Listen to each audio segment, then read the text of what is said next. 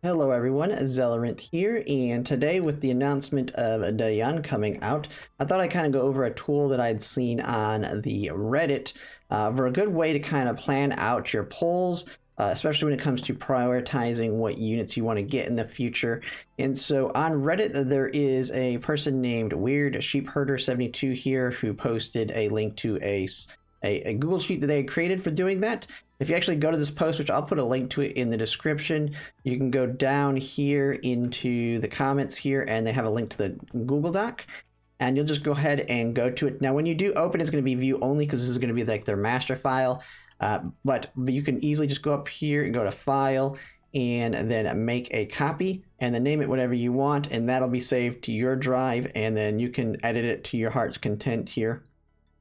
Now, how this thing works is it's basically doing an estimate on all of the currency that you're going to get on a daily and monthly basis. Now, they do have a little bit of comments over here on this, which is the big thing that you have to know with this, because it's going to look like, holy crap, we're not getting that much currency over the time period. This is only going through expected and predicted income. So like your dailies, your monthlies, the stuff that we're going to constantly be getting on a constant basis. So it's going to be missing a lot of that extra stuff that may be given out, like a 10 pull if they give a 10 pull on a batch release. Or maybe there might be a special extra pulls that you get in an event that can't really be predicted. And so you can actually see what the sources are here. So you have like the daily, you have your weekly, the bi-weekly ones, the per patch that we can expect, so like our Gunsmoke ones that we get. And these ones you're going to have to fine tune, and this is why you're going to want to make it where you can edit it, because you can fine tune how much do you expect. If you're going to max, if you're in a platoon that can't max it out, then you have to kind of adjust it here to what you're expecting. Are you going to be in the top 5%? Which top 5%, if you want to be in the top 5%, currently that's going to be super easy. Just find a platoon that's advertised as a top 1%. And even if they don't make top 1%, they'll make top 5% easy, because there's significantly more platoons in the global than there is in CN, so it's pretty easy to make that. And so it just has all the different breakdowns here, but there's going to be more that we will get through one-offs that will be coming at a constant basis. So just know this isn't going to catch everything, but this gives you a really good idea on what you're going to be getting. And then from here, you can go to this planner here, and this is where it's actually going to be your way to plan out your polls as you're going for units down the line. Now, it does have so it has our week starting at January 9th, so basically next week, to the last week of Macchiato with Tololo. And so it then goes to Dayan, who's next, but we have no clue who's coming after that, but it does have predictors here based on the leaks, as well as going off of what the order they came out with CN, especially when you get after Kluke. These are definitely just picking the units in the same order they came out with CN. And then it just kind of throws in a mix of them here, within the full anniversary ring Springfield. So with this, I think this is going to be incorrect, because there might catch us up a little bit. And so you can probably move some of these up. We'll just kind of have to see how that works out. But the big thing here is it starts off, and I've already messed around with it a little bit, but it'll start us off with these completely blank here. So it's got up here in the top, you put your starting balance.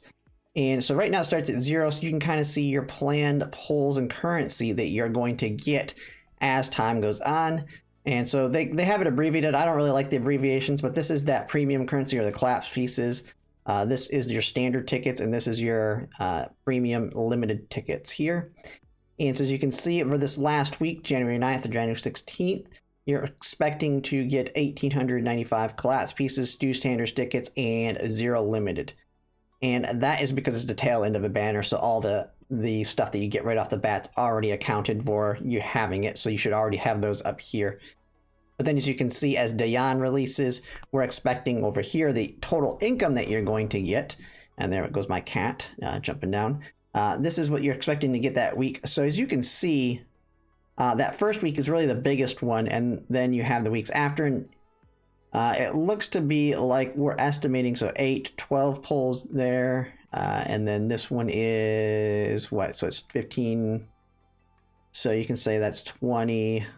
35, Yeah, so it looks like we're getting close to about 60 pulls per patch, which is pretty much enough to get a soft pity most of the time. Because that's pretty much every time I hit 60 is when I actually get my units, it seems, when I hit soft pity. So it almost seems like you have a shot on every banner to get enough to get a unit per banner.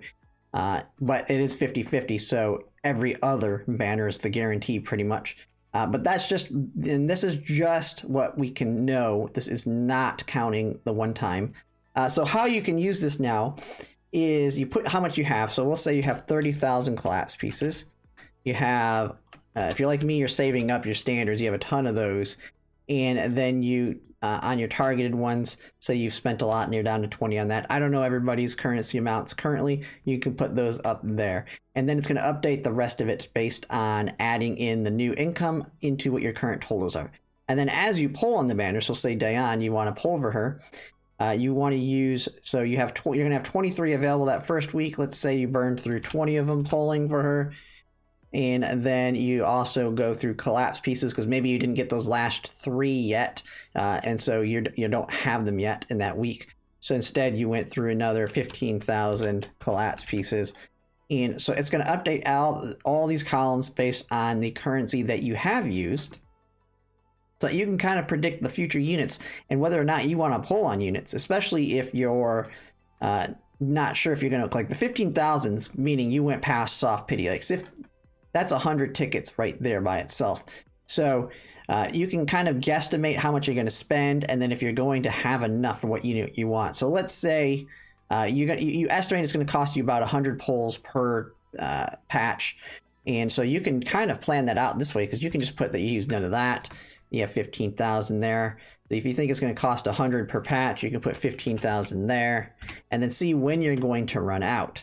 Took you 100 there, so you're starting to stockpile some of those. So maybe you go to 30, and then you say, oh, okay, so if I do 30 there, I'm only gonna use 10. Now it's gonna kind of show that you're making, if you're doing that, if that's all you're doing, you're still continuing to kind of keep up with your currency. Now you're slowly going down, as you can see on your other pulls, but you're not burning through a lot. Like I said, it's about 60 pulls that it looks like you're going to be getting just in the dailies and weeklies and some of the expected one-offs. But it's not including like the story one-offs as well as other little event type contents one-offs. And this is why they say it's actually not going to be that hard to get a majority of the units if you don't go for dupes. But this is a good way to kind of see if, like, oh man, you had a really bad one and you wanted to go over her dupe and then you dumped 30,000 on her. You can see, okay, crap, I'm going to be really low. And then you use 20 pulls there.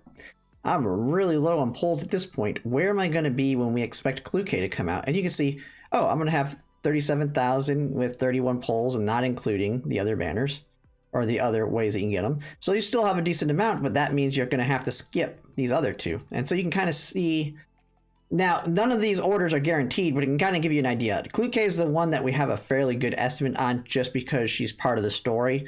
So you can that's reasonably expected unless they accelerate the story. So, which is very possible. So you can always say, well, let's estimate that Clue K is actually going to be 2 earlier. And then you just plan for the pulls here. And so I'm going to be using this as a good guide for kind of planning mine out. Because the big thing is I want to get V6 Clue K, but I also want to get all the other units as well. And so this can be just making sure I'm on track on buying from the store, which is where you can actually put anything extra. So if you do buy anything or you're a spender, you can put over here how much pulls and currency you've gotten through the store. So say you got 15, like you got 100 pulls through the store in some way, then bam, you just add that and then it gets added into the totals. And so it seems like that's about how much I'm getting a patch. So I could probably estimate that I'm getting that much per patch. Oop. Now, I don't know if I'm going to keep spending that kind of money every single patch. And this is going to be a good way for me to estimate if I can stop spending. Because I can go, oh, I have 127,000 class pieces, so I'm getting close to 1,000. So I think this is what, about 8 to 900 right there. That's not even including the pulls that I'll have gotten in other ways. So if I plan to buy 15,000 every single time, and this is where I spend, this is the kind I spend, so I plan to get 1 copy of every unit, so we'll just say it takes me 100 pulls on average to get every single one of them. You can see I'm going to kind of keep up to where I currently am on pulls. And so then I can go, okay, I might have enough to get her. I don't need to get every single buy out the shop now. I can just buy the best of the best deals as a spender. So it's also going to be good for your spenders as well on this, on figuring out what you want to pull. But yeah, I think it's an overall good tool they made. They just have some miscellaneous stuff here. It's just some ways that you can get it. This is just tied into the income breakdown. The main thing is just making sure you have this up to date with your planned income. Like you said, if you're in a very casual one, maybe you take this to 10%. That's only going to reduce it by 50 per month, basically. So not really that much at all. And if they're not making all the way the points, so you can kind of reduce these to kind of get a more conservative estimate if you want. If you're not maxing out the end game stuff, you can reduce that as well. And it'll just update everything over here. But yeah, that's pretty much it. That's what I wanted to cover on it. I will plan to use this to kind of estimate for my future polls. But yeah, if you like my content, if you could like, comment, and subscribe, it really helps. And thanks for watching.